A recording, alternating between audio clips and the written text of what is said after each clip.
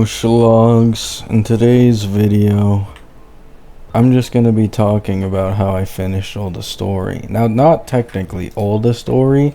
I'm halfway through this Sunday quest, and after that I would be done with all the main story. However, not just yet. If you guys saw my last video, I was like almost done with Penacony, and now I'm done with the entirety of Amphoreus and almost Penacony. So yeah, you know, the skip button, if you needed any further proof of just how significant it is, there you go. It is quite a game changer in terms of clearing it, the main story quest. For reference, on my Rob account, I believe it took me 5 or 6 days of straight no-lifing. Like, I'm talking like 12 hours on the game.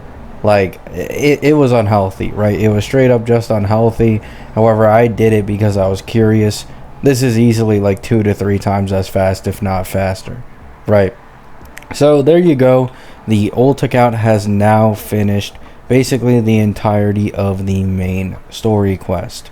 Now, for those curious as to what Schlawg will be doing going forward, he will be going for E6 Anaxa. I go over this in my previous video. E6 Anaxa is around a 30% straight up overall damage increase just by this alone.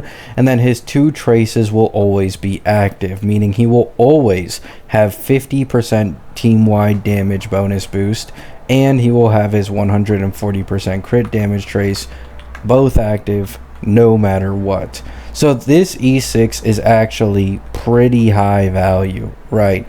If there is any other future other DPS that could use Anaxa as a sub DPS, this E6 would be quite massive, as E6 Anaxa in total gives 28% defense reduction, 20% res pen, and 50% damage boost. Those are some pretty solid buffs, right? It is E6. However, you need to keep in mind this isn't a normal support. This guy is straight up a DPS in his own right at E6, even if you're technically running him as a sub DPS. So you can run main DPS plus Anaxa plus team buffer and plus sustain, or double team buffer, and it could go quite nasty, right? So I'm going to prioritize E6 Anaxa, and I might not even be able to guarantee it, in all honesty. The reason being, Anaxa is probably going to rerun in the next patch. I didn't actually think of this until after I like leveled everything in this account, but Saridra is a second best in slot support for Anaxa, right? Like, first slot is Sunday, second slot is Saridra. Now, Saridra isn't all that much better than Robin or Tribby, but she is better, right? And she will likely get buffed because of how underwhelming she is, right? So it's almost guaranteed Saridra will be a second best in slot option alongside Sunday for Anaxa. And so it's almost also guaranteed Anaxa will rerun, because Anaxa ran in 3.2. And for those who don't know, a character only needs to be 3 patches apart from their last run to be reran again. Meaning, Anaxa is completely open for a rerun in 3.5, and there truly just wouldn't be a better time for an Anaxa rerun. So I may do a video, I may stream it, of me trying to go for E6 Anaxa. Knowing my luck, I probably won't be able to get it. However, I should still have a decent amount of pulls, right? I currently have 60 pity in the character banner. On top of this, I can probably get like 50 to 60 pulls in the rest of this patch alone. And then I also have 3.5s pulls. Assuming Anaxa reruns on the second side with Saridra, this would mean I would have 200 plus pulls to go in for E6 Anaxa, right? Or including the pity, right? Including the pity.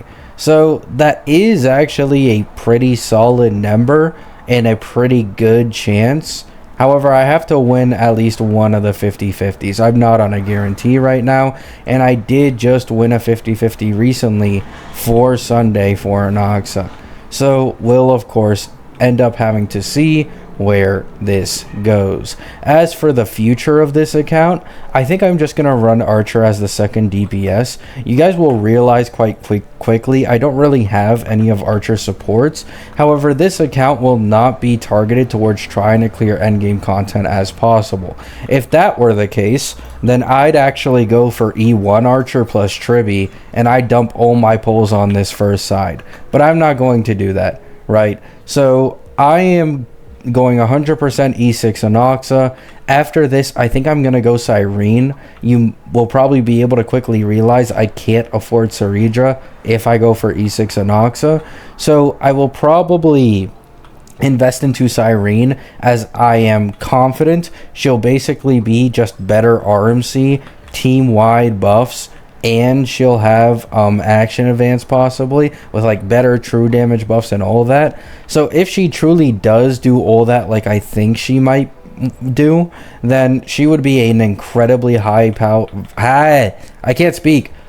value pull, and I wouldn't be surprised if she had Eidolon investment on the level of something similar to E1 Tribby. So E6 Anaxa, the next priority is Cyrene and possibly Eidolon investment into her, and then the next priority after this is a second DPS to replace the Archer, because Archer is kind of scuffed, doesn't have his supports. I'm not really trying to invest in him, so because of this I will likely be replacing Archer. Archer is very strong in his own right, especially on release. He's probably the strongest character in the entirety of the game, but he will probably fall off quite quickly, right? The reason for this being power creep and HP inflation, and power creep and HP inflation hunts the hardest, right? And unfortunately, Archer has very, very bad vertical investment. It's not only him, all the Fake Collab characters have very poor vertical investment, and this was likely done on purpose by Hoyo because of the fact that their banners are currently indefinite. So they will probably run, I wouldn't be surprised, for at least the entirety of version 3. So they don't want everybody running rampant with E2S1 Archers and Sabers that have similar increases to like E2S1 Phenons and Cassies, right? Otherwise, that would just not incentivize anyone to pull for new characters, and it would go against Hoyo's tactics, or marketing tactics, FOMO tactics for HSR, right? So that's the plan. E6 Anaxa, then Cyrene with maybe some Eidolon investment, and then someone to replace my Archer going into version 4. I want either Hanabi or Yai Sakura to be a DPS, since those are the two I'm most interested in. I'm not all that interested in Sampo at all currently. Maybe if he actually has like a different, more well-designed form that we can't see because he hides himself, maybe I'd actually, like him. But I just don't like Sampo's current design in the slightest, so I would not pull for him if he became a limited in version 4. Only two I'm interested in are Yai Sakura and Hanabi. Let me know what you guys think about my polling plan. As you can see over here, by the way, you guys may have seen it earlier, 43 pulls away from the Archer Lycone, but I'm just skipping it. I think a lot of people underestimate the Archer Lycone value, because as I mentioned earlier, the vertical investment for these Fake Collab characters is very bad. So even though everyone is running away with, oh, it's only 15%, Archer's E1 is like a 20 to 25% overall increase in performance, and his E2 is the exact same thing. So it's actually incredibly close to his E1 and E2, yet it can possibly be free if you just spend 200 pulls on other stuff that can also benefit your account. That pull requirement, I fucking hate it, right? I'm not going to back down from this. I hate pull requirements. However, this isn't a video about me molding about the pull requirements. I just wanted to quickly mention the Archer Lycone does have value. In fact, it's actually comparable to Fei Xiao's Lycone. I believe Fei Xiao's Lycone is like a 20% increase, so it's actually close, and a lot of people consider Fei Xiao's Lycone a significant upgrade to her performance.